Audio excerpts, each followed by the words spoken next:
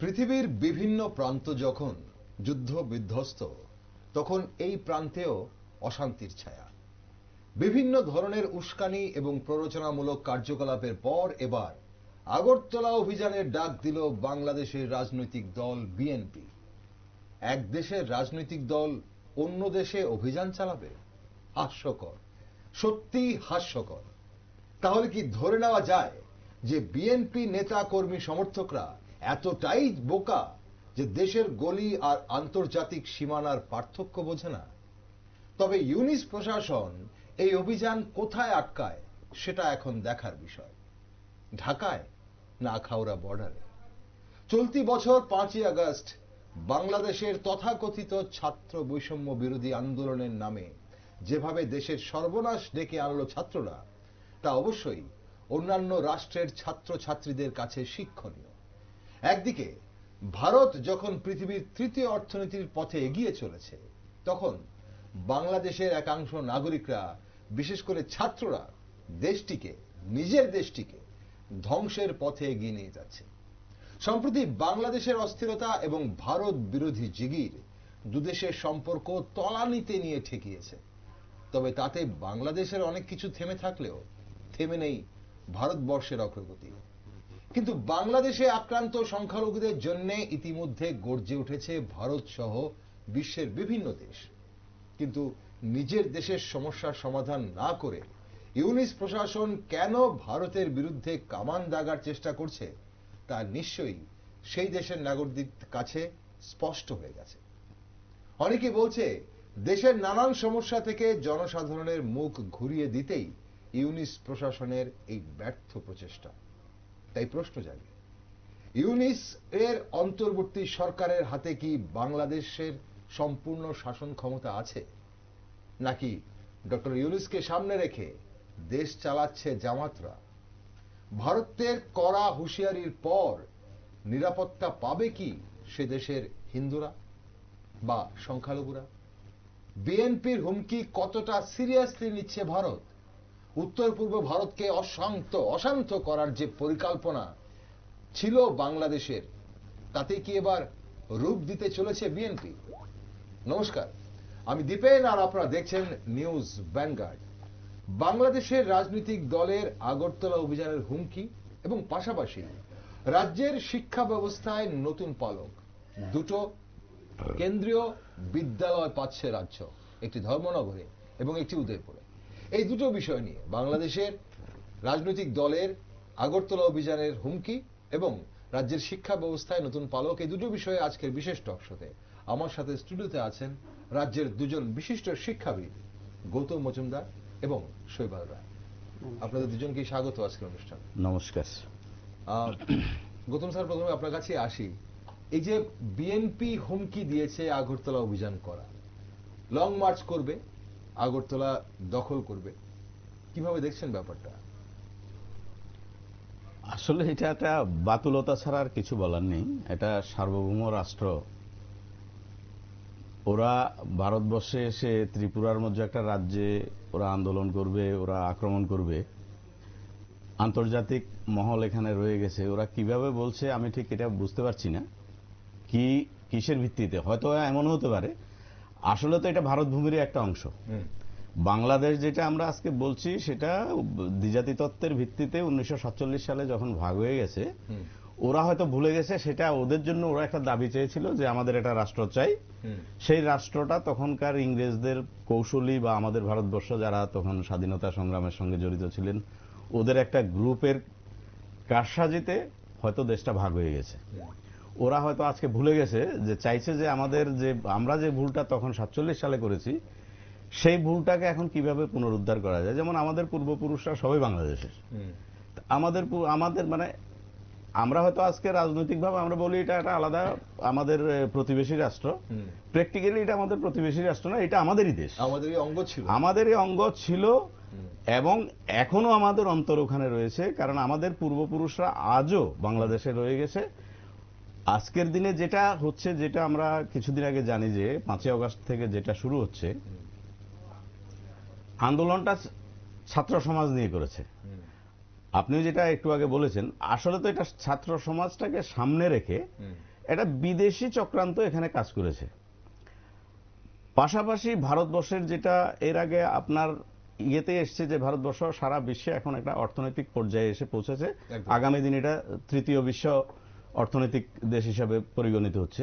এটা আন্তর্জাতিক মহল কোনো অবস্থাতে কিন্তু এটা মানতে পারছে না, কারণ সারা বিশ্ব এতদিন ভারতবর্ষকে ডোমিনেট করেছে, পৃথিবীর বিভিন্ন দেশগুলো ডোমিনেট করে ওরা অর্থ উপার্জন করেছে, ওরা অর্থনৈতিকভাবে ডেভেলপ করেছে। ভারতবর্ষ আজকে প্রায় 1000 বছর ধরে বিদেশি শাসন ব্যবস্থার সঙ্গে ওতপ্রোতভাবে জড়িত। ইংরেজরা ছেড়ে গেছে, কিন্তু ইংরেজদের অর্থনীতি, ইংরেজদের রাজনীতি, ইংরেজদের আইন কানুন আজও ভারতবর্ষে অ্যাডপ্ট। আমাদের ভারতবর্ষের যত আইন কানুন রয়েছে সব কিছু 1838-33 ওই পিরিয়ডটার থেকে। তার মানে সম্প্রতি বিএনএস হয়েছে, সেটা চেঞ্জ হয়েছে, সম্প্রতি আইন একটা দুটো জাস্ট চেঞ্জ হচ্ছে, কিন্তু এগুলো তো এতদিন কেউ চেঞ্জ করেনি। ভারতবর্ষ স্বাধীনতার পর এগুলো চেঞ্জ হওয়া ছিল, কারণ প্রত্যেকটা দেশের তার নিজস্বতার উপরে তৈরি হয় আইন কানুন, মানুষের জন্য আইন। ব্রিটিশরা ব্রিটিশদের জন্য, কারণ ব্রিটিশ ভারতবর্ষকে মানে শাসন করেছে, ব্রিটিশদের শাসন করার জন্য যে আইনগুলো প্রয়োজন ছিল তারা ওই আইনগুলো প্রয়োজন ওরা করেছে। আমরা সেটাকে কিন্তু মানে আমরা 47-এর পরও আমাদের এটা দুর্ভাগ্য ভারতবর্ষের আজকের দিনে শিক্ষিত সমাজও এই যে আমাদের দেশে যে জিনিসটা হচ্ছে ওরা যে প্রতিবাদ করছে। আজকে ত্রিপুরা রাজ্যের একটা ব্যক্তি যারা যে কোনো সময় বিভিন্ন বিদেশিদের ওই কিউবাতে কি হয়েছে, রাশিয়াতে কি হয়েছে, জার্মান কি হয়েছে, ফ্রান্স কি হয়েছে, এগুলো নিয়ে আন্দোলন হয়, আমরা প্রতিনিয়ত দেখেছি, শান্তির জন্য চিৎকার হয়, শান্তির দূত ভারতবর্ষ। আজকে ওদের মুখে একটা শব্দ নেই। এটা হলো আমাদের দুর্ভাগ্য। বাংলাদেশ থেকে আমরা এসছি একবার বিতাড়িত হয়ে, আবারও আমরা কোথায় যাব? আজকের দিনে যারা আমাদের পূর্বপুরুষরা এখনো রয়ে গেছে, আমাদের প্রচুর আত্মীয় স্বজন এখনো রয়ে গেছে, ওরা কি অবস্থাতে আছে আমরা জানি। ওরা হোয়াটসঅ্যাপে এখন কথা বলতে ভয় পায়, কারণ আমরা এখন কথা বলি না। আগে কিন্তু প্রতিনিয়ত কথা হতো, ফোনে কথা হতো, হোয়াটসঅ্যাপে কথা হতো। এখন ওরা বলছে যে তোমরা সম্পর্ক করবে না, এগুলো ফলো করছে। তার মানে ওদের আরো কষ্ট হবে, ক্ষতি হবে দেখে আমরা চুপ করে বসে আছি। কে আছে কে নেই আমরা তাও জানি না। তা এই যে একটা পরিস্থিতি পরিমণ্ডল তৈরি হয়েছে, একবার তো আমরা ছেড়ে এসেছি। বড় বড় ডায়লগ আমরা আজকেও দিই, আমার এই ছিল, আমার এতটা পুকুর ছিল, এত বিঘা জমি ছিল, সব ছেড়ে আমরা এলাম। বিরাট বিরাট দালান কোঠা ছিল, জমিদারি ছিল, কিন্তু আমরা এটা ভুলে গেছি আমরা কেন এসছি। আজও কিন্তু আমরা ওই প্রশ্নটা করি না, কেন এসছি। তাহলে আজকে ইউনিট সরকার বসছে, উনি এসে কি করেছেন? জাস্ট কিছুদিনের মধ্যে আমরা কি দেখলাম, জাস্ট ওনার বসার সঙ্গে সঙ্গে দাঙ্গা লেগে গেল। মাইনরিটি বলে এটা দাঙ্গা হচ্ছে, সেখানে না বৌদ্ধরা শান্তি পাচ্ছে, না খ্রিস্টানরা পাচ্ছে, না হিন্দু সনাতনীরা পাচ্ছে। আমাদের অপরাধটা কি? আজকে আমরা যারা সনাতনী হিন্দু বলে আমরা জিগির দিচ্ছি, আমাদের অপরাধটা কি? আমি এই কথাটা একটা শুভবুদ্ধি সম্পন্ন লোকদের থেকে আমি শুনছি না। আগে যারা প্রতিনিয়ত রাস্তায় নেমেছে বিভিন্ন কিছুতে, আজকে কিন্তু ওদের মুখে কলুক কেন? ওরাও কিন্তু বাংলাদেশ থেকে এসেছে। ওনারা এসে ত্রিপুরা রাজ্য, পশ্চিমবঙ্গ, ভারতবর্ষের বিভিন্ন জায়গায় বাঙালিদের একটা বিশাল প্রভাব ছিল। আমরা ইংরেজ আমলেও শুনতাম প্রতিনিয়ত, মানে বাঙালি যেটা ভাবে সেটা ভারতবর্ষ পরে ভাবে। আজকের বাঙালিরা আজকে একটা জায়গাতে, পশ্চিমবঙ্গের হাল আরো খারাপ, শুধু বাংলাদেশ না, আজকে ওয়েস্ট বেঙ্গলে বা আমাদের ভারতবর্ষের বিভিন্ন জায়গায় হিন্দু মন্দির, হিন্দুদের দেবদেবীদের উপরে এবার পুজোতে অনেকগুলো হয়েছে, আমরা সবাই জানি। কেউ কিন্তু কোনো কথা বলছে না। প্রত্যেকটা রাজ্যের রাজ্য প্রধান রয়েছে, প্রত্যেকটা দল রয়েছে, রাজনৈতিক দলগুলো রয়েছে, কারোর কোনো ভাষা নেই, সব চুপচাপ। বিদেশে গিয়ে ভারত সম্বন্ধে বলছে, ভারতের বদনাম করছে। এরা কি ধরনের ভারতীয়? এদের তো রাষ্ট্রবোধই নেই, রাষ্ট্রবাদ নেই। রাষ্ট্রের যে ক্ষমতা, আমরা রাষ্ট্রের ক্ষমতা ভোগ করছি, হয় রাষ্ট্রটাকে নিয়ে কেউ ভাবে না, শুধু আমি আমার ফায়দা দেখছি, আমার রাজনৈতিক ফায়দা কি হচ্ছে, আমি কয়টা ভোট পাবো। এই ভোটের যে পলিটিক্স 1947 পর থেকে শুরু হয়েছে, আজও একইভাবে রয়েছে। শুধু আমার ক্ষমতা চাই, আমার প্রতিপত্তি চাই, আমার পরিবারের প্রতিপত্তি চাই। এগুলো করতে গিয়ে আজকে ভারতবর্ষটার এই অবস্থা।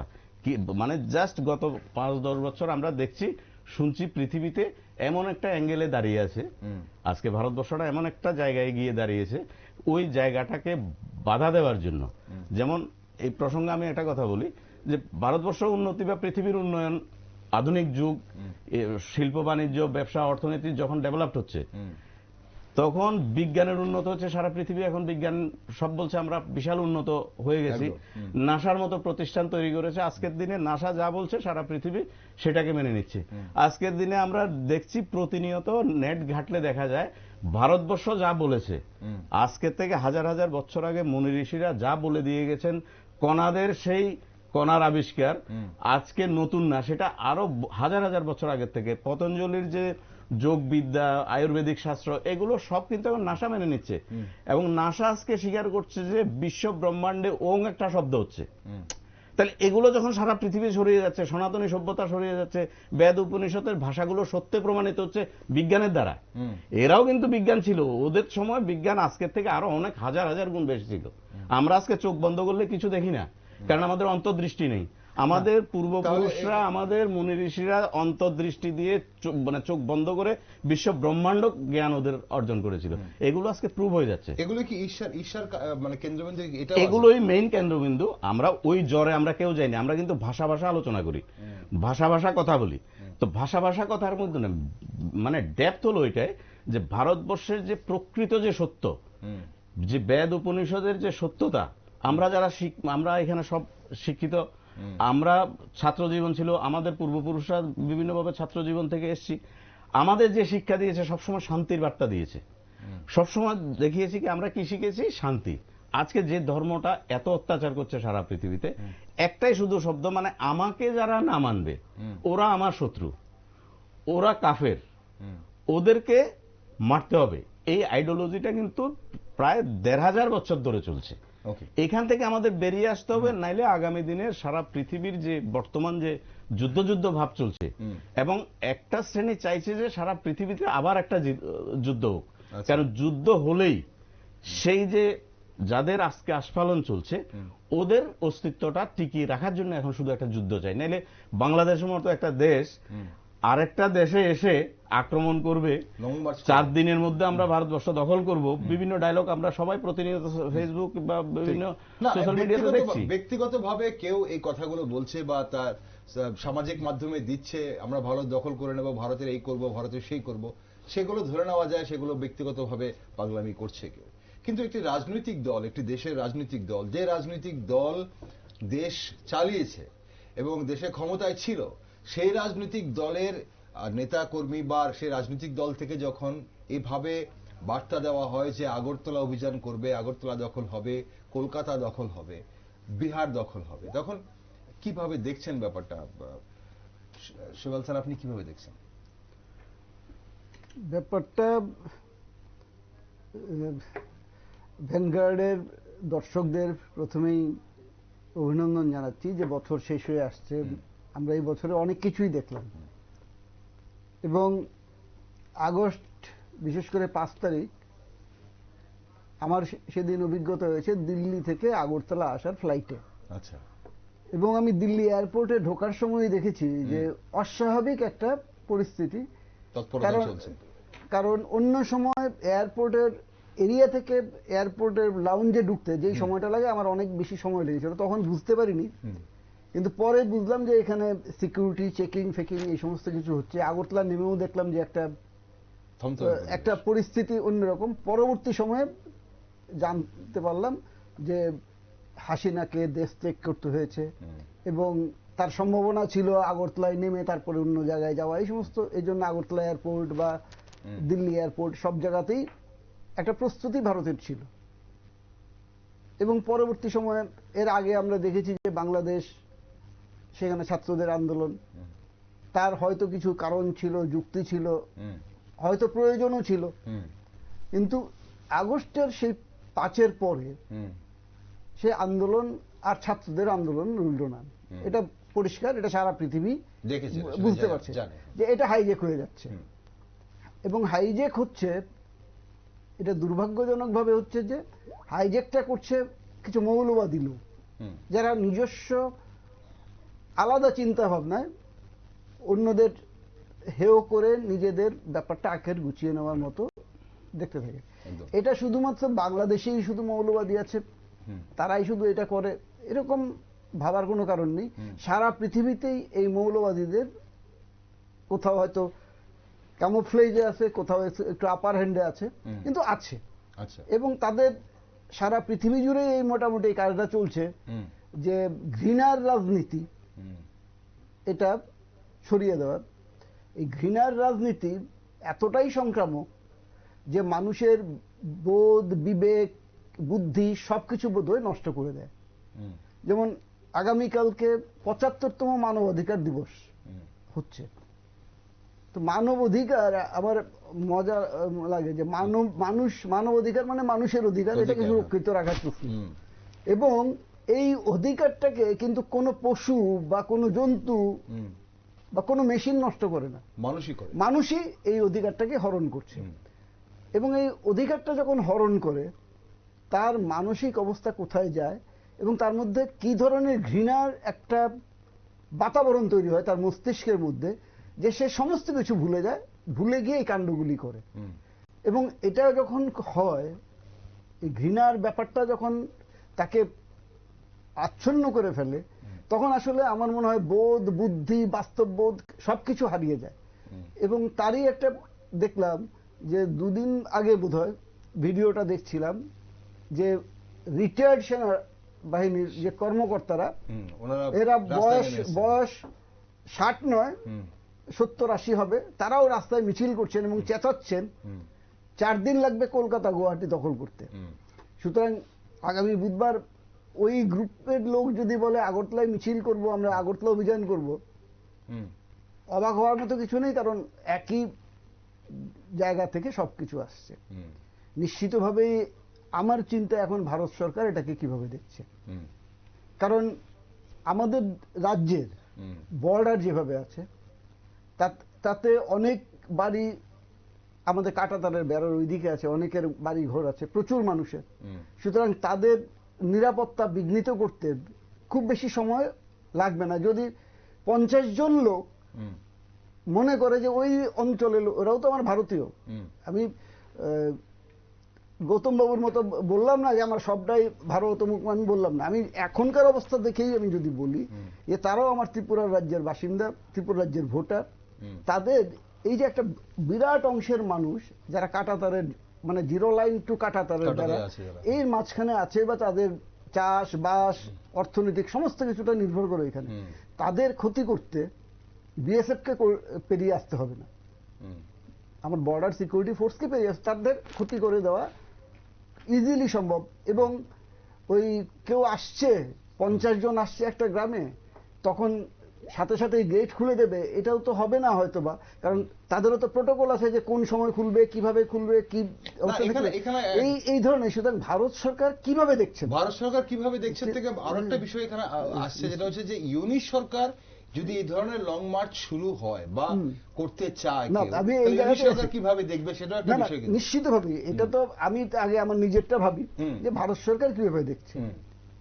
এবং যদি সত্যি ইউনিশ গভর্নমেন্ট বা তার প্রশাসন, বিডিআর বা তাদের সেনাবাহিনী বা তাদের আরক্ষা বাহিনী, তারা যদি এই লোকগুলিকে, বিএনপির লোকগুলিকে খালি হাতেই আসতে দেয়, যে জিরো লাইন অতিক্রম করে আমার ওই জায়গাগুলিতে এসে আগরতলা না আসুক, আখাউড়া বর্ডারেই যদি আসে, বর্ডারে আটকে দেওয়া হলো, এই যে ব্যাপারটা, এটা নিশ্চিতভাবেই সারা পৃথিবীর ইউনেস্কোর রাডারের বাইরে থাকতে পারে না, আজকের দিনে একদম থাকতে পারে না।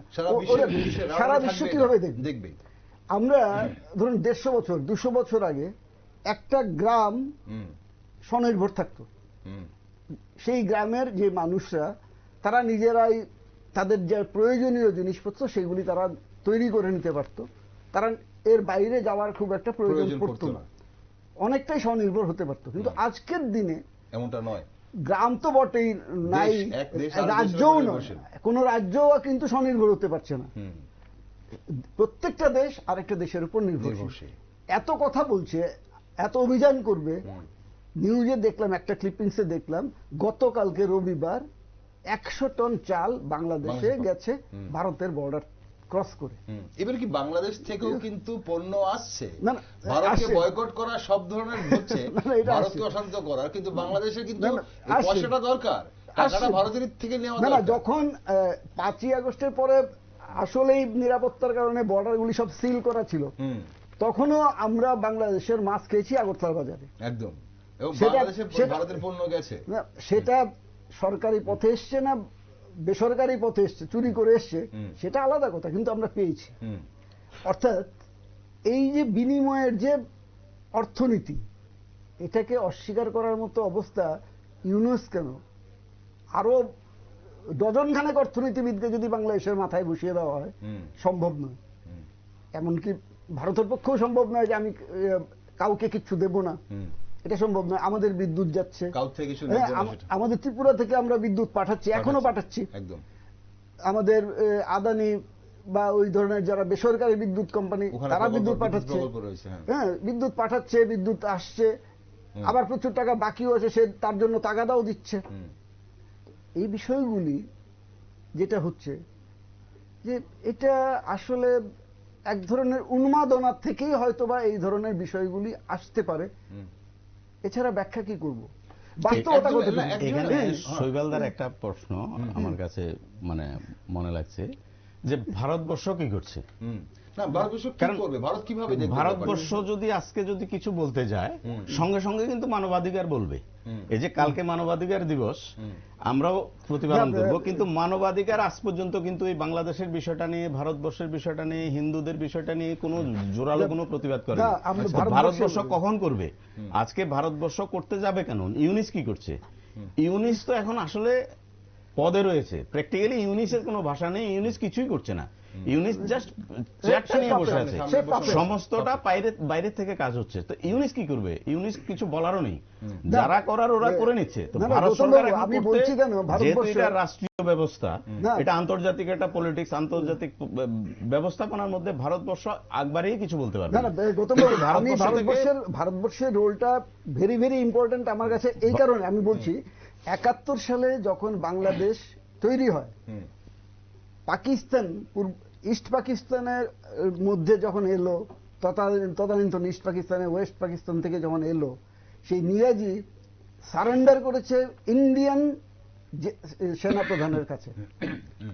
তারা কিন্তু বাংলাদেশের কোনো ব্যক্তির কাছে সারেন্ডার করেনি। আমি যেটা বলছি, 100 বার। এবং পৃথিবীতে বোধহয় এটাই একমাত্র ঘটনা, ইন্ডিয়ান ফোর্স সেই দেশটাকে করলো, তাদের করায়ত্ত করলো, ইন্ডিয়ান সেনাবাহিনীর করায়ত্ত হলো অফিসিয়ালি, এবং এই করায়ত্ত জায়গাটাকে ওইখানকার স্থানীয় মানুষের হাতে তুলে দিয়ে নিজেদের সেনাবাহিনীকে তুলে নিয়ে এলো। পৃথিবীতে আর কোথাও এরকম কোনো ঘটনা যে আমি গেলাম একটা দেশে, সেই জায়গার যে একটা মিলিটারি ছিল তাকে বাংলাদেশকে নিজের কাছে নিয়ে নিতে পারতো, অন্তর্ভুক্ত করতে পারতো। বাংলাদেশ ওই ইভেন ৬৫ সালে যখন ভারত পাকিস্তানের যুদ্ধ হয়, আজকেই একজন ডাক্তারবাবু ওয়েস্ট বেঙ্গলের, তিনি বলছিলেন যে ৬৫ সালে ভারতের সেনা অধ্যক্ষরা লাহোরের রেস্তোরাঁয় বসে গিয়ে চা কফি খেয়ে চলে এসেছিলেন, লাহোরটাকে ভারতের মধ্যে তখন অন্তর্ভুক্ত করেননি। এটা ভারতবর্ষের ঐতিহ্য, এটাই ভারতবর্ষের পরম্পরা এবং ঐতিহ্য। ভারতবর্ষ কখনো বিদেশি আক্রমণ করেনি। না না, এই জায়গাতে পৃথিবীর বিভিন্ন দেশ ভারতবর্ষ আমি এখানেই বলছি যে এই জায়গায় ভারত আমি আক্রমণ করিনি, আমি একটা জায়গাটাকে আমি দখল করলাম, আমি আমার করায়ত্ত করলাম, তারপর আমি বিনা প্রশ্নে বিনা দ্বিধায় আমি দিয়ে এলাম সেইখানকার লোকের কাছে, তুমি তোমার দেশটাকে চালাও। এবার আমার দেশের যখন মানুষের উপরে, সাধারণ মানুষের উপর যদি আগরতলা অভিযান করে, নিশ্চিতভাবেই আগরতলার ৫ জন মানুষ হলেও সেখানে প্রতিবাদ করবে। তারা যদি একটা লাঠি নিয়ে আসে, এখানে ঝাঁটা নিয়ে হলেও মহিলারা বেরোবে। এই যে ক্যাওসটা হবে, এই ক্যাওস থেকে আমার রাজ্যের, আমার দেশের মানুষকে বাঁচাবার জন্য ভারত সরকার, কারণ এটা কোনো রাজ্য সরকারের তো ভূমিকা নেই, এটা ভারত সরকারের ভূমিকা। এটা সে আসাম বর্ডার হোক, বাংলাদেশ মিজোরাম বর্ডার হোক, কি মেঘালয় বর্ডার হোক, কি পশ্চিমবাংলার বর্ডার হোক, যেখানেই হোক, কিংবা ওই পশ্চিম পাকিস্তানের ওইদিকে বর্ডার হোক, সেটা ভারতবর্ষের সরকারেরই। এখানে নিশ্চিতভাবেই নিশ্চয়ই তারা বলবে না প্রকাশ্যে যে আমরা এই করছি এই করছি, সুতরাং সেটা নিয়ে তারা নিশ্চয়ই সেটা করবে। এখানে আমার মনে হচ্ছে যে এখানে এই যে ঘটনাগুলি ঘটছে, এখন এই ঘটনাগুলির সাথে সাথে আমার ভয় হচ্ছে হুম, যে আমাদের এখান থেকেও কেউ আবার উঠে বলে কিনা আমরা ব্রাহ্মণবাড়িয়া অভিযান করব। হুম, এটা হলে মূর্খামি হবে, হুম। এটা হলে ঠিক হবে না। একটা প্রপোগেশনকে আরেকটা উস্কানি দিয়ে তো বন্ধ করা যায় না। না এই সেটা তো জায়গাগুলোতে- অবশ্যই নয়, কিন্তু এখন কিন্তু ঘটনা যে দুই দেশের কিন্তু আছে। এই সব দেশেরই সংখ্যালঘুদের নিরাপত্তার জন্য হুম, সবারই মুখ খোলা উচিত। এবং আমার মনে হচ্ছে যে বাংলাদেশে শুধুমাত্র বিএনপি বা জামাতের কণ্ঠস্বরটাই কিন্তু একমাত্র কথা নয়। হুম, কিছু কিছু ভিডিও, হুম, সেদিন একজন মুসলিম আইনজীবী বক্তব্য শুনছিলাম হুম, যে আমাদের মতো মূর্খ আর কে আছে। হুম, আমরা এই যে কথাগুলি বলছি, এই কথাগুলি বলে আমরা কি করছি, আমরা কি করছি? মানে এই যে চলছে, যে এই ঘটনাগুলি যে করছে, তার বিরুদ্ধ কণ্ঠস্বর বাংলাদেশে আছে। না, বিরুদ্ধে কণ্ঠস্বর। বাংলাদেশের শুভবুদ্ধি সম্পন্ন- বাংলাদেশের শুভবুদ্ধি সম্পন্ন নাগরিক নেই, সে কথা কিন্তু আমরা 100 বার রয়েছে। একবারও বলছি না। শুধুমাত্র কিন্তু তাদের ব্যাপারটা suppress হচ্ছে করে যে রাখা হচ্ছে। তাদের সারপ্রাইজ করে রাখা হলেও কিন্তু এই মুহূর্তে যে বাংলাদেশের সিংহভাগ মানুষ যে কষ্টে আছে, দুঃখে আছে, সেটাও কিন্তু ভারত জানে। এবং আজ যে ভারত যে বিভিন্ন পণ্য পাঠাচ্ছে, তা কিন্তু জামাতের জন্য পাঠাচ্ছে না। ভারত যে পণ্য পাঠাচ্ছে সেই মানুষের জন্য পাঠাচ্ছে যারা সত্যি নিরীহ মানুষ, কিন্তু যাদের প্রয়োজন। যাদের প্রয়োজন। এখন প্রশ্ন হচ্ছে যে ভারত যে হিন্দুদের নিরাপত্তা নিয়ে যখন কঠোর হওয়ার জন্য ইউনিস প্রশাসনকে বার্তা দেয় বা সেখানে আহ্বান রাখে, তো ভারত উদ্বেগ প্রকাশ করে যে সেখানে হিন্দুদের বা সংখ্যালঘুদের যেভাবে আক্রমণ করা হচ্ছে, সেটাকে কতটা গুরুত্ব সহকারে বাংলাদেশ দেখেছে? বা ইভেন কি আজ যে বিদেশ সচিবদের যে বৈঠক হয়েছে, সেখানেও কিন্তু বলা হয়েছে, ভারতের বিদেশ সচিব উনি কিন্তু বিক্রম মিশ্রি বাইরে এসে বলেছেন যে সাংস্কৃতিক, ধর্মীয় এবং কূটনৈতিক পরিকাঠামোয় যে আক্রমণ হচ্ছে সেটা সত্যি দুঃখজনক। অথচ উল্টো দিক থেকে অবাক করার মতো বিষয়, এখনো সেই আপনি যেটা বলছিলেন যে রাডারের থেকেও এই কথাগুলো বলছে, এখন গোটা বিশ্বের রাডারে রয়েছে ইউনিস সরকার বা ইউনিস প্রশাসন, তারপরও বলছে যে কোনো সমস্যা নেই, সংখ্যালঘুদের উপর কোনো আক্রমণ নেই, সংখ্যালঘুদের নিরাপত্তা আগের থেকে এখন ভালো আছে। না, তাদেরকে থ্রেট দিয়ে সিল করানো হচ্ছে যে হ্যাঁ। তোমরা বলো যে আমরা ভালো আছি। ভালো এই আর কথা এগুলো বলার জন্য এগুলো মিছিল বলা করা হচ্ছে, তাহলে এটাকে মানে ভারত কি ভারতের এই যে আজকে ঘটনা আমরা গুরুত্ব সহকারে দেখছে? আমরা যে আধুনিক বিশ্ব বলছি, হ্যাঁ। বিজ্ঞানের বিশ্ব, তারপরে কমিউনিকেশনের বিশ্ব, ফেসবুক বা বিভিন্ন ইয়ের মাধ্যমে, মিডিয়ার মাধ্যমে, নেটের মাধ্যমে আমরা দেখছি প্রতিনিয়ত কিন্তু সমস্ত খবরগুলো ভাইরাল হয়ে যাচ্ছে। সমস্ত ঘটনাগুলো সারা বিশ্ব বেরিয়ে যাচ্ছে, প্রকাশ্যে কিছু দেখছে। লুকোনো থাকছে না। একটা টাইম ছিল এগুলো হয়তো খবরগুলো বেরোতো না। 1947 সালের পরে যে নোয়াখালী দাঙ্গার থেকে আরম্ভ করে আমরা এগুলো গল্প শুনেছি, কিছু কিছু লেখকরা লিখেছে, টুকিটাকি দুই একটা হয়তো ছবি তখনকার ইয়েতে ছিল। আজকে কিন্তু সারা বিশ্ব মানে পরিষ্কারভাবে আমরা দেখছি যে কিভাবে কি হচ্ছে। তাই ইউনিস যতই বলুক কিচ্ছু হচ্ছে না। বিদেশ সচিবদের আলোচনা, সেখানে পরিষ্কার বলা শুধু হচ্ছে যে ভারতের না, শুধু গোটা বিশ্বের সারা রাডারে রয়েছে বিশ্বের ইউনিস। রাডার এগুলো দেখছে। এগুলো এমন কিছু না, এগুলো ওই যে আমি প্রথমে যে বললাম, আসলে ওদের এখন আর কোনো জায়গা নেই, ওদের মানে পিঠ দেওয়ালে লেগে গেছে। যারা জামাত বা আমরা যাদেরকে বলছি যে যারা এভাবে অত্যাচার করছে, এরা কত, আমি যদি একদম সরাসরিও বলি যে মুসলমান সম্প্রদায়ের কিন্তু সব কিন্তু খারাপ না। 2 থেকে 3% লোক আছে সমাজে। যেমন আমরা যদি আমি একটা ক্লাসের কথাই বলি, আমি যদি একটা ক্লাসে যদি 50 জন স্টুডেন্ট নিয়ে বসি, একেবারে বেশি করে 5 থেকে 7 জন ছেলে আছে যারা একটু ক্লাসটাকে সবসময় ডিস্টার্ব করে। একদম। তাহলে তার মানে কি 50-এর মধ্যে সে আমি 10 জনও যদি ধরি, 40 জন কিন্তু ভালো শিক্ষার জন্য, ভালোভাবে চলার জন্য সে কিন্তু এসছে। তার মানে কি 8-10 জন লোকেই সমাজটাকে নষ্ট করছে। সমাজেরও একই অবস্থা। বাংলাদেশে যে ঘটনাগুলো হচ্ছে, এখানে হার্ডলি 2 থেকে 3% লোক এগুলো করছে, এবং ওদেরকে সমাজের ভদ্রলোকরা কিন্তু ওই 2%-এর ভয়ে চলে, মানে ভয়েই ব্যতিব্যস্ত থাকে, কেউ গা করে না। আর সভ্য লোকের, শিক্ষিত লোকের সবচাইতে দুর্ভাগ্য এটা, আমরা প্রতিবাদ করতে জানি না, আমরা প্রকাশ্যে এসে প্রতিবাদ করি না, আমরা ওদের ভয়ে ঘরের দরজা বন্ধ করে জানলা দিয়ে দেখি।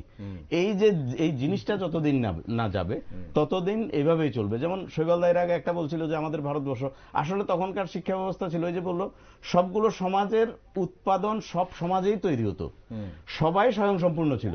কারণ তখনকার যে শিক্ষা ব্যবস্থা ছিল, ভারতবর্ষের যে সনাতনী শিক্ষা ব্যবস্থা ছিল, সেখানে শিক্ষা ব্যবস্থাটার মধ্যে ওই ব্যবস্থাটা ছিল সমাজ কিভাবে চলবে, তার অঞ্চলটা কিভাবে চলবে, অঞ্চল স্বয়ংসম্পূর্ণ ছিল। আচ্ছা, তা আজকে সেই শিক্ষা ব্যবস্থা ওই ইংরেজদের সেই নতুন স্কুল, নতুন পদ্ধতি, সেই কনভেন্ট স্কুল, এই যে কতগুলো যে পরিস্থিতি আজকে সারা বিশ্বে চালু হয়েছে, এগুলো কিন্তু ভারতবর্ষের ধ্বংসের মূল কারণ। এগুলো থেকে বেরিয়ে আসতে হবে। এগুলো থেকে বেরিয়ে না আসলে এই জামাতও থাকবে। এই আজকে ভারতবর্ষে কি হচ্ছে, ভারতবর্ষের সংখ্যা লঘু যারা রয়েছে ওরা চিৎকার দিয়ে বলছে আমাকে 15 মিনিট ছেড়ে দাও, তাহলে আমরা কিন্তু সব চুপ করে বসে আছি, সংখ্যাগুরুরা কিন্তু বসে আছে, আর সংখ্যালঘুরা চিৎকার করছে। ওই দিন ওয়েস্ট বেঙ্গলও বলেছে, আমি আর নামে ধামে বলছি না, ওয়েস্ট বেঙ্গল পরিষ্কার বলছে। তাহলে ওয়েস্ট বেঙ্গলের মতো জায়গাতে, বাঙালির জায়গাতে পরিষ্কার বলছে আমরা 10 মিনিট লাগবে, 15 মিনিট লাগবে, আর আমরা সংখ্যাগুরুরা ওই দরজা বন্ধ করে জানলা দিয়ে দেখছি আর বড় বড় লেকচার দিচ্ছি। এর বাইরে কিচ্ছু হচ্ছে না, এবং এখান থেকে বেরিয়ে আসতে হবে। তার জন্য 100 বার ভারত সরকারেরও উচিত আগামী দিনে এইগুলোকে কড়া হাতে ব্যবস্থা নেওয়া, নাহলে আমাদের ভারতবর্ষ আগামী দিনে দেখছেন দুদেশের সম্পর্ক যেভাবে দিন দিন নষ্ট হচ্ছে বা যে পথে যাচ্ছে, যেভাবে তলানিতে গিয়ে ঠেকছে দুদেশের সম্পর্ক। প্রথমে যেটা জনগণের মধ্যে ছিল, সেটা ক্রিকেট খেলা নিয়ে হোক বা ফ্লাড নিয়ে হোক বা এই দেশের জল ওই দেশের ব্যাপার নিয়ে হোক, কিন্তু এখন কূটনৈতিক স্তরেও বা বিভিন্ন অন্তর্বর্তী সরকারের বিভিন্ন উপদেষ্টারা তাদের এখন অনভিজ্ঞতার কারণে হোক বা রেশারেশির কারণে হোক বা জামাতের প্রশ্রয়ী হোক, যেভাবে প্ররোচনামূলক এবং উস্কানিমূলক বক্তব্য প্রতিনিয়ত রাখছে, সেখানে দুদেশের সম্পর্ক যেভাবে নষ্ট হচ্ছে, সেখানে আগামী দিনে ভারত বাংলাদেশ সম্পর্ক যদি নষ্ট হয়, কতটা বাংলাদেশ বিপদে পড়তে পারে বলে মনে করেন? দেখুন, যে অনভিজ্ঞতা বা অভিজ্ঞতা দুটোই আছে। আমরা 5ই আগস্টের পরে আরেকটা জিনিস আমরা দেখেছিলাম বাংলাদেশে, বিশেষ করে যে বিভিন্ন ইউনিভার্সিটিতে গিয়ে খুব রেপুটেড অধ্যাপক, একদম শিক্ষক, তাকে গিয়ে বলছে যে তুমি পদত্যাগ করো। বিচারপতি তাকে হাউস অ্যারেস্ট করে তার বাড়িতে তালা দিয়ে বলছে তুমি পদত্যাগ করো, নাহলে তোমার বাড়িটাকে নষ্ট করবো।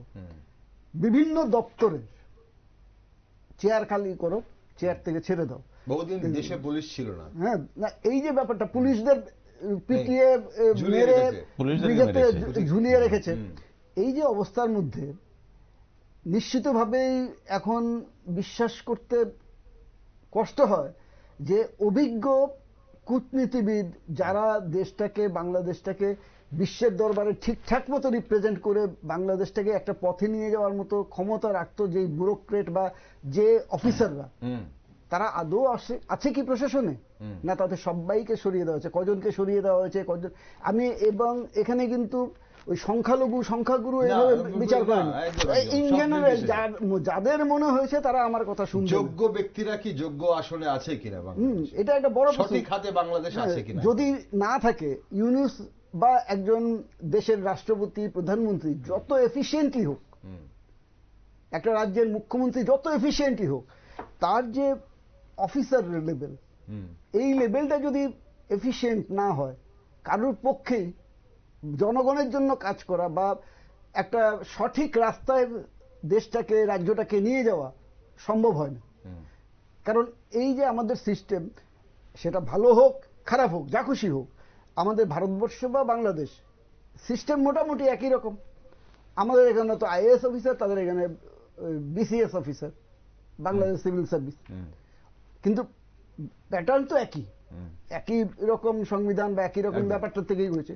সুতরাং ওইখানে ওই অংশের মানুষদের যদি সরিয়ে নিয়ে যাওয়া হয়, কোর্ট থেকে উকিলদের যদি ধমক দিয়ে তুলে নিয়ে যাওয়া হয়, তার মানে এই জায়গাতে সরকারি পদক্ষেপ কিভাবে একটা পজিটিভ দিকে যাবে, কারণ পজিটিভ যাতে না যায় সেরকমই তো ব্যবস্থা করা হয়েছে।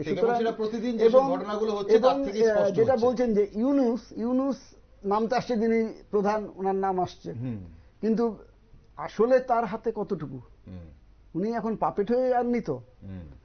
প্রশ্ন তো এটাই আসে পাপেট আগামী হয়েই দিন- আছে, হ্যাঁ। পাপেট হয়েই আছে। না না এটা আগামী দিন এবং- পরিষ্কার বলবে। আমি এখন হ্যাঁ। আমি আরেকটা দেশ থেকে বলছি না যে উনি সেই। পাপেট, সেটা আমি বলা আমার হয়তো ঠিক হবে না। যিনি শান্তির জন্য বিশ্বের নোবেল পুরস্কার পেয়েছেন, ওনার দেশে আজকে কি ধরনের চলছে, সবচেয়ে বড় অশান্তি এবং দেশ যারা এবং শুধু- নোবেল পুরস্কার দিয়েছেন ওনাদেরও লজ্জা এবং ওনাদের উচিত ওনার এই নোবেল পুরস্কারটা ফিরিয়ে নেওয়া। এটা আমার কাছে মনে হয়। এখন শুধু নিজের দেশ নয়, উনি অশান্ত বাংলাদেশ শুধু নয়, এবং পার্শ্ববর্তী রাষ্ট্র ভারতবর্ষকেও অশান্ত করার প্রয়াস চলছে, এবং কার নেতৃত্বে চলছে? যিনি নোবেল পুরস্কার শান্তিতে পেয়েছিলেন। পেয়েছে। ওকে, আমরা বাংলাদেশ নিয়ে আলোচনা অবশ্যই করলাম, সময় ফুরিয়ে আসছে। তবে আরো একটা বিষয়, যারা দর্শক বন্ধুরা আপনারা অনেকেই জানেন যে রাজ্যে আমরা যদি শিক্ষা ব্যবস্থার দিকে আমরা প্রায়ই চোখ রাখি, কারণ আমাদের রাজ্যের শিক্ষাঙ্গনে কি কি হচ্ছে সেটা কিন্তু আমরা বরাবর খবর রাখি এবং তা নিয়ে আমরা চর্চা করি। দপ্তর কি করছে, কোথায় কোনো সমস্যা হচ্ছে কিনা, এবং যে জায়গায় সমস্যা হচ্ছে এবং সেটা কিভাবে মেটানো যায়, কিভাবে রিফর্ম করা যায়, সেই নিয়েও কিন্তু বিশেষজ্ঞদের মতামত আমরা নিচ্ছি। রাজ্যে হালফিলে সম্প্রতি দুটো কেন্দ্রীয় বিশ্ববিদ্যালয়ের হচ্ছে বলে আমরা জানলাম, ধর্মনগর এবং উদয়পুরে, যেখানে অবশ্যই যারা কেন্দ্রীয় সরকারের এমপ্লয়িরা আছেন তাদের পরিবারের যারা শিক্ষার্থীরা, পড়ুয়ারা, তাদের জন্য সুবিধা হবে। তো রাজ্যের শিক্ষা ব্যবস্থার জন্য এই মানে এটা কতটুকু উন্নত হবে, বা এই নতুন পালক দুটো কতটা ভালো করবে বলে আপনি মনে করেন গৌতম বাবু? দেখেন, যেখানে শিক্ষার প্রসঙ্গ আসে, শিক্ষাটা তো জাতির গঠনতন্ত্রের মূলে রয়েছে শিক্ষা। একদম। একদিকে যেমন শিক্ষা, স্বাস্থ্য, কৃষি, এই তিনটা যদি যে কোনো রাষ্ট্রের যে কোনো ব্যবস্থাপনার মধ্যে যদি সঠিকভাবে চলে, তাহলে অটোমেটিক্যালি সেই দেশ, সেই জাতি এগিয়ে যাবে। এতে বিন্দুমাত্র কোনো সংশয় নেই। কারণ শরীর স্বাস্থ্য যদি ঠিক না থাকে, মনের বিকাশ হবে না, মানে শারীরিক সুস্থতা, ওই জন্য আমি বলছি স্বাস্থ্যটা। তো এখানে যেহেতু দুটো শিক্ষা ব্যবস্থার মানে কেন্দ্রীয় স্কুল এখানে তৈরি হচ্ছে, এটা নো ডাউট ত্রিপুরা রাজ্যের আগামী দিনের যে প্রজন্ম, ওদের জন্য সবচাইতে ভালো হবে। আর বিশেষ করে আমরা যেটা ত্রিপুরা রাজ্যে দেখছি, মানে যতগুলো সেন্ট্রাল স্কুল আছে, নবোদয় বিদ্যালয় থেকে শুরু করে একলব্য যতগুলো আছে, এরা কিন্তু প্রত্যেকে কিন্তু ভালো রেজাল্ট করছে এবং সঠিক মান নিয়ে চেষ্টা হচ্ছে যে আমাদের গ্রাম বাংলাতে যেসব মানে যেমন বিভিন্ন গ্রামের যে ছেলেরা আছে, খুব পিছিয়ে পড়া যেসব পরিবারগুলো রয়েছে, ওরা কিন্তু যেমাত্র সেন্ট্রাল স্কুলে দিচ্ছে, নবোদয় বিদ্যালয়ে দিচ্ছে, ওরা কিন্তু আজকে ত্রিপুরা রাজ্যেরও বিভিন্ন বড় বড় ভালো জায়গাতে কাজ করছে। সারা ভারতবর্ষ, সারা পৃথিবীর বিভিন্ন বড় বড় আজকের যে যুগ, সেই যুগে সেই কর্পোরেট দুনিয়ার সঙ্গে জড়িত হয়ে গেছে। তার মানে কি, এই শিক্ষাটা আগামী দিনের ত্রিপুরা রাজ্যের যে পরিস্থিতি, এতে করে শিক্ষা ব্যবস্থার হাল ফেরাতে মানে এবং আগামী প্রজন্মের জন্য খুব ভালো হবে বলে আমার মনে হয়। ওকে, আপনি একমত সেবল স্যার এই বিষয়টাতে? না, নিশ্চয়ই কিছু সুযোগ বাড়বে। যেমন ধরুন, আমি আমার বাড়ি একটা কেন্দ্রীয় বিদ্যালয়ের একদম পাশেই। আচ্ছা। প্রতিদিন সকালবেলা আসে, ছেলে মেয়েরা আসে যায়, এবং এখানে আপনি যেটা বলছিলেন কেন্দ্রীয় সরকারের শুধু নয়, অনেক সাধারণ ঘরের ছেলে মেয়েরাও পড়ে। একদম। এখানে মূলত কেন্দ্রীয় বিদ্যালয়গুলিতে টিএসআর, বিএসএফ বা মিলিটারি, প্যারামিলিটারি বা এই ধরনের পরিবার, সেন্ট্রাল গভর্নমেন্টের অফিসারের ছেলে মেয়েরা পড়ে। কেন্দ্রীয় বিদ্যালয়গুলি তৈরি হয়েছিল সেন্ট্রাল গভর্নমেন্টের এমপ্লয়িরা যখন এক জায়গা থেকে আরেক জায়গায় ট্রান্সফার হবে, তাদের ছেলে মেয়েদের যাতে পড়াশোনার ব্যাঘাত না ঘটে, সুতরাং একটা বোর্ডে একটা প্যাটার্নে সারা ভারতবর্ষে পড়ানো হবে সেন্ট্রাল গভর্নমেন্টের এমপ্লয়িদের, এবং এটার মধ্যে বেশ কিছু সুযোগ সুবিধা দেওয়া হয়। যেমন ধরুন, আমাদের ত্রিপুরা রাজ্যে এই ব্যাপারটা নেই, কিন্তু সেন্ট্রাল গভর্নমেন্টের যে এই যে কেন্দ্রীয় বিদ্যালয়গুলি আছে, এখানেই শুধু আছে যে যদি কোনো গার্ল চাইল্ড সিঙ্গেল হয়, তার 1 পয়সা টিউশন ফি লাগে না। আচ্ছা। তাইলে উদয়পুর, এবং এটা ওই সেন্ট্রাল গভর্নমেন্টের এমপ্লয়ি না, একজন রিক্সাওয়ালার যদি একটাই মেয়ে থাকে আর কোনো সন্তান না থাকে, তাইলে সে এটা কাগজটা দিলে পরে তার ফ্রম 1 to 12 কোনো ক্লাসেই তার কোনো ফি লাগবে না। আচ্ছা। বা অন্যদেরও যা ফি লাগে, এটা অন্য সমস্ত স্কুল থেকে, সে ওই জহর, নবোদয় টবোদয় থেকে সবচেয়ে কম পয়সায় সেখানে পড়তে পারে, এখানে পড়তে পারে। অসুবিধা আমাদের জন্য একটাই, যে এখানে ইংরেজি বা হিন্দি ভাষাতে তাকে পড়তে হবে। কিন্তু প্রথম থেকে Medium টা ওয়ান English বা হিন্দি, হ্যাঁ। হ্যাঁ এবং তারা 1 থেকে ভর্তি করে, মাঝখানে 6-এ হঠাৎ করে এইভাবে বাংলা মিডিয়ামের স্টুডেন্টগুলো 6-এ তারা ভর্তি করে না, এটা সঠিকভাবেই করে না, করা উচিতও নয়। ইংরেজি মাধ্যমের স্টুডেন্ট হলে আচ্ছা ভর্তি করতে পারে, কারণ এবং এই যে বিষয়টা হয় এতে আমাদের আরো দুটো জেলার দুটো জায়গার ছেলেমেয়েরা উপকৃত হবে। মানে যারা কেন্দ্রীয় বিদ্যালয়ে পড়তে পারবে, ভর্তি হতে পারবে, তাদের জন্য এটা ভালো হবে। ভালো, এবং নিশ্চয়ই তারা একটা স্ট্যান্ডার্ড মেনটেন করার চেষ্টা করে, সারা ভারতবর্ষেই একটা স্ট্যান্ডার্ড মেনটেন করার চেষ্টা করে। তবে এখন যেটা হচ্ছে যে আসলে কতদিন এটা মেনটেন করতে পারবে। আগে সেন্ট্রাল স্কুলগুলির টিচাররা ভারতবর্ষের মধ্যে হাইয়েস্ট পেইড টিচার ছিল। আচ্ছা, এখন তাদের বেশিরভাগই কিন্তু কন্ট্রাক্ট, কারণ আমি যে কমপ্লেক্সে থাকি এখানে প্রচুর সেন্ট্রাল গভর্নমেন্টের ছেলে মেয়েরা, মানে স্কুলের টিচার হিসেবে আছে, অল্প বয়সের ছেলে মেয়েরা আসে, তারা অলমোস্ট অল কন্ট্রাক্ট বেসিসে কদিন এখানে কাজ করছে, যেই মাত্র একটা বেটার সুযোগ পাচ্ছে চলে যাচ্ছে। তো সুতরাং এই যে শিফটিংটা হচ্ছে, এটা আসলে আমার প্রায় 4 দশক, ওনারও প্রায় এরকমই একটা সময় আমরা স্কুলে চাকরি করেছি। এই যদি হয় যে কিছুদিন আসলো 5 জন শিক্ষক, এরপরে একটা বেটার চান্স পেলো, চলে গেল, তার 5 বছরের অভিজ্ঞতাটা চলে গেল, নতুন একজন এসে, এই ব্যাপারটা যদি বন্ধ করা হয় এটা উচিত। এবং আমি বলবো যে সেন্ট্রাল স্কুলে যে সুযোগগুলি থাকে সেই সুযোগগুলি ত্রিপুরা গভর্নমেন্টের স্কুলগুলি তো ওইগুলি প্রোভাইড করা। কি অসুবিধা যদি আমাদের ত্রিপুরা গভর্নমেন্টের যে সিঙ্গেল গার্ল চাইল্ড, তাকে আমি ফি করে দেব, সে চিফ সেক্রেটারি মেয়ে হলেও পাবে, রিক্সাওয়ালার মেয়ে হলেও পাবে। না শুধু কি এই বিষয়টা এরকম ব্যাপার, এবং পড়াশোনা স্কুলে যদি একই রকম ফ্যাসিলিটি হ্যাঁ এবং একই রকম ফ্যাসিলিটি, পরিকাঠামোর ব্যাপার তো রয়েছে সেখানে। না পরিকাঠামোর ব্যাপার তো রয়েছে, কিন্তু একই রকমের পাঠদান পদ্ধতি বা একই রকমের সিস্টেমে দেওয়া, এক পার্ট তো সবসময় হয় না। যেমন ধরুন কেন্দ্রীয় বিদ্যালয় আগরতলার 1 নম্বর আর 2 নম্বর দুটো আছে, দুটোর মধ্যেও পড়াশোনার মধ্যে একটু পার্থক্য আছে। হ্যাঁ, কারণ ওইখানে প্রিন্সিপালকে কোন কোন সাবজেক্টের কোন কোন টিচার আছে, দুটো একরকম এক পাল্লায় ওজন করে দুইজনে সমান সমান ভাগ করে কখনই দেওয়া যায় না, হিউম্যান বিং। এই পার্থক্যটা থাকবে, কিন্তু তবুও এক পার করার একটা যে চেষ্টা সেন্ট্রাল স্কুলে আছে, এটা আমাদের ত্রিপুরা রাজ্যে যদি করা হয় তাহলে বেটার। কিন্তু আমাদের ত্রিপুরা রাজ্যে কিন্তু গৌতম বাবু হয়তো ডিফার করবেন যে এই বিদ্যার জ্যোতি করে আমি অটোমেটিক্যালি দুটো ভাগ করে দিলাম, দুটো ছেলে মেয়েদের দুটো গ্রুপ করে দিলাম, যে এক দল ছেলে মেয়ের এক্সেলেন্স এডুকেশনটা পাবে, আরেক দলের কথা আমি ভাবছি না এখন, পরে ভাববো কিনা জানি না। তাহলে আমি আমার পরিবার, আমার কথা যে বিদ্যাজ্যোতিতে বলা হচ্ছে আমি ধরে নিলাম হয়েছে। আমি বলছি যে আমার আগামী দিনে যদি হয়, না আমার আপত্তিটা হচ্ছে যে থিওরিটিক্যালি যে আমার পরিবারে 2টো সন্তান বা 3টে সন্তান আছে, আমি 2 জন বা 3 জনকে 3 রকমের বা 2 রকমের শিক্ষা দিতে পারি না। দুজনের জন্যই, ছেলে হোক মেয়ে হোক, জেন্ডার বাদ দিয়ে, তাতে প্রত্যেকের জন্য একই রকমের শিক্ষা ব্যবস্থার প্রোভাইড করার দায়িত্ব হচ্ছে অ্যাজ এ প্যারেন্ট আমার। ত্রিপুরা গভর্নমেন্টেরও তো নিশ্চয়ই এই দায়িত্বই আছে যে সমস্ত ছেলে মেয়ে যারা তার গভর্নমেন্ট স্কুলগুলিতে পড়বে তাদের জন্য একই রকমের একটা শিক্ষা ব্যবস্থা চালু করা। এখানে গভর্নমেন্ট দুটো করে দিচ্ছে, কেউ একটা এই জায়গাটাতে আপত্তি আমার প্রথম এই বিষয়টাতে। গৌতম স্যার, আপনি কি মনে করেন, এই যে বলছেন যে সরকারের তো পলিসি সবার জন্য এক হওয়া উচিত, এবং এখানে মানে এক চোখে ঘি এক চোখে তেল এরকম ব্যাপারটা মনে হচ্ছে এরকম না? কল্যাণকারী রাষ্ট্রের কল্যাণেই কাজ করা, যেহেতু ভারতবর্ষ একটা কল্যাণকারী রাষ্ট্র, রাজ্যটাও সেই কল্যাণকারী সরকার চালাচ্ছে কল্যাণের জন্য 100 বার জনগণের চাহিদা অনুযায়ী। এবার আসে কি, জনগণের যে চাহিদা, সেই চাহিদাকে পূরণ করতে গিয়েই কিন্তু এই স্টেপগুলো নেওয়া। যেমন বিদ্যাজ্যোতি স্কুল তৈরি করার মূল উদ্দেশ্য হলো একটা কোয়ালিটি এডুকেশন দেওয়া, মূল মোটো ছিল, আচ্ছা, বা আজও সেই মোটোতে কাজ চলছে। এতে কি হচ্ছে, আজকের থেকে আরো 10 বছর আগে বা বিদ্যাজ্যোতি চালু হওয়ার আগে সারা রাজ্যে কয়টা ইংলিশ মিডিয়াম গ্রামে গ্রামে সাব ডিভিশনগুলোতে ছিল না। আজকে কিন্তু প্রত্যন্ত গ্রামগুলোতে বিদ্যাজ্যোতির কল্যাণে প্রত্যন্ত গ্রামগুলোতেও কিন্তু একটা দুটো স্কুল হয়েছে। তাহলে যেসব গাইডিয়ানরা চাইছে যে আমার ছেলে মেয়েকে আমি বেটার সুযোগ দেব শিক্ষার জন্য, আমি মান উন্নয়ন করার জন্য আমি ওই স্কুলগুলোতে দেব, ওদের জন্য সেই স্কুলগুলো খোলা হয়েছে। এটা কোনো অংশে আমি খারাপ বলবো না, উদ্দেশ্যটা তো মহৎ।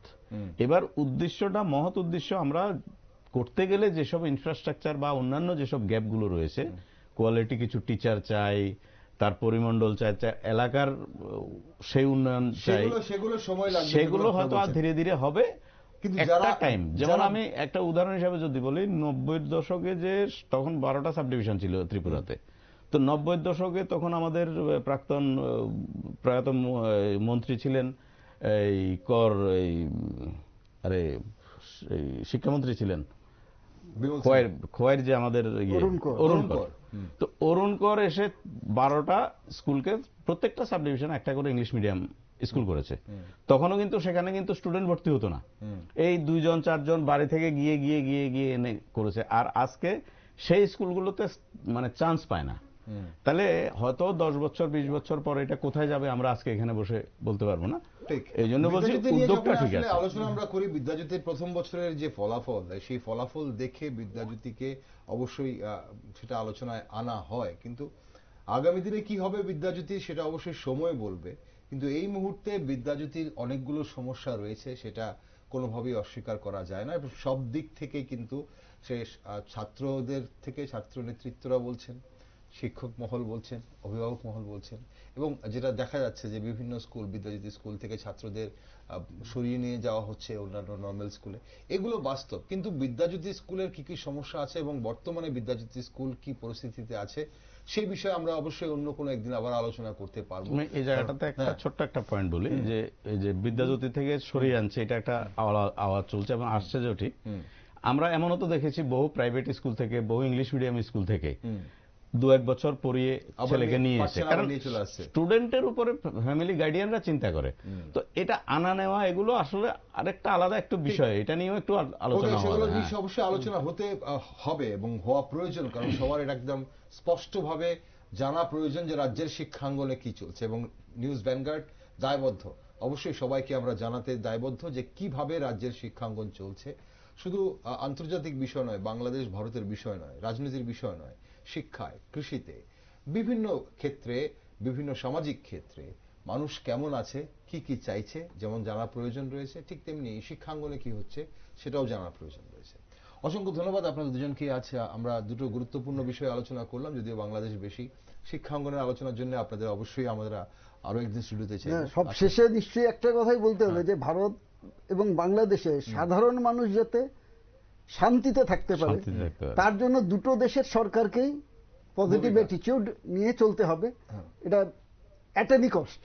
এই ক্ষেত্রে আমার বক্তব্য থাকবে যে মানে সনাতনীরা যাতে অন্তত সুস্থ সবল সুন্দরভাবে সভ্যতাটাকে এগিয়ে নিয়ে যাচ্ছে। আমি বলবো যে সমস্ত প্রত্যেকটা মানুষ, ওই যে সনাতনী, সব মানুষের মনের ভিতরে সনাতনীর ভাব রয়েছে, প্রত্যেকটা মানুষ মানেই সনাতনী সভ্যতার লোক। সবাই যেন ভালো থাকে। অসংখ্য ধন্যবাদ আপনাদের দুজনকে। অসংখ্য ধন্যবাদ গৌতম বাবু আপনাকেও। অসংখ্য ধন্যবাদ শুভ বাবু আপনাকেও। নমস্কার। দর্শক বন্ধুরা, শিক্ষার আলোয় আলোকিত ব্যক্তি এবং রাষ্ট্র সবসময় উন্নতি ও অগ্রগতির শীর্ষে অবস্থান করে। শিক্ষাই জাতির মেরুদণ্ড। শিক্ষা ছাড়া কোনো জাতি উন্নতি লাভ করতে পারে না, তা আমরা সবাই জানি। আর বাংলাদেশ তার জলজ্যান্ত উদাহরণ। শিক্ষা তখনই আসল যোগ্যতা সম্পন্ন হবে যখন নাগরিক তৈরি করতে সমর্থন হবে। তো আগামী দিনের শিক্ষাঙ্গনে কি হচ্ছে আমরা চোখ রাখবো, আপনারা চোখ রাখুন নিউজ ভ্যানগার্ডে।